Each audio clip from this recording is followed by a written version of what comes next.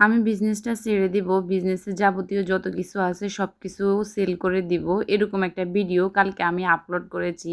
আহারে, এটা ছাড়ার পর থেকে এত এত কমেন্ট এবং এত এত মেসেজ পেয়েছি, তো তোমাদের সাথে একটু শেয়ার করি, ওইগুলো তোমরাও দেখো। এখানে মাত্র কয়েকটাই দেখালাম তোমাদেরকে, এরকম অনেক অনেক মেসেজ আসছে। কেউ গস কাপড় কিনতে চাচ্ছে, কেউ ওভারলক মেশিন, কেউ কারেন্টের মেশিন, কেউ বলতেছে আপু এটা তো সেকেন্ড হ্যান্ড হয়ে গেছে, এখন তো প্রাইস কিছুটা কম হবে।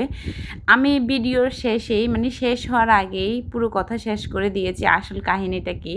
বাট তারা এতটা এতটা এক্সাইটেড, জাস্ট ভিডিওর প্রথমে একটু শুনেছে, এক লাফে আমার ইনবক্সে মেসেজ দেওয়া শুরু করে দিয়েছে। তবে আলহামদুলিল্লাহ এর মধ্যে আমার কিছু শুভাকাঙ্ক্ষীও ছিল যারা অনেক অনেক ভয় পেয়ে গেছে যে আপু এত কষ্ট করে তিল তিল করে ঘুরে তুলেছ, কিভাবে তুমি এই বিজনেসটা ছেড়ে দিচ্ছ বলো, এটাতে কখনোই আমরা আসলে নিতে পারতেছি না। আবার কেউ একটু বলতেছে যে আপু খুব ভয় পেয়েছি, তুমি এত মজা করতে পারো।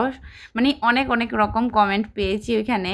তাতে আমি বুঝলাম যে আসলে হেটার্স না শুধু, আসলে ভালোবাসার মানুষও আমার অনেক আছে। আসলে আপুরা একটা বিজনেস ধরাটা যতটা সহজ কথা, চারাটা কিন্তু মোটেও ততটা সহজ কথা না।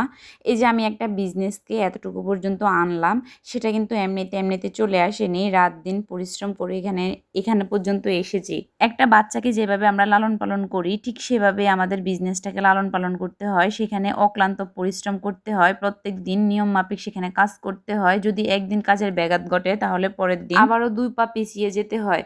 তো এই যে এইভাবে পর্যন্ত বিজনেসটাকে এখানে আনলাম, তাহলে কি এটা কি সহজে ছেড়ে দেব? ইনশাল্লাহ আল্লাহ আমাকে যতদিন বাঁচিয়ে রাখবে, যতদিন নাকি নিঃশ্বাস থাকবে, ততদিন আমি এটাকে কখনোই ছাড়বো না, নিজের সন্তানের মতো আগলে রাখবো। তার জন্য প্রয়োজন তোমাদের এরকম ভালোবাসা এবং সাপোর্টে। আমি কখনো এই ভিডিওটা না ছাড়লে বুঝতাম না তোমরা আমার এত এত ভালোবাসার মানুষ আছো।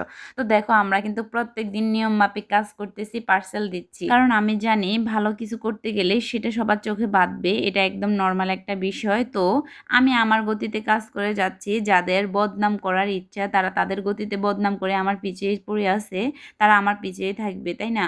তো তোমরা যারা বিজনেস করতে চাচ্ছ, একদম আগ পিছ কোনো কিছু না ভেবে লেগে পড়ো, সেখানে অক্লান্ত পরিশ্রম করো, কারো কোনো কান কথায় মনোযোগ দিবা না।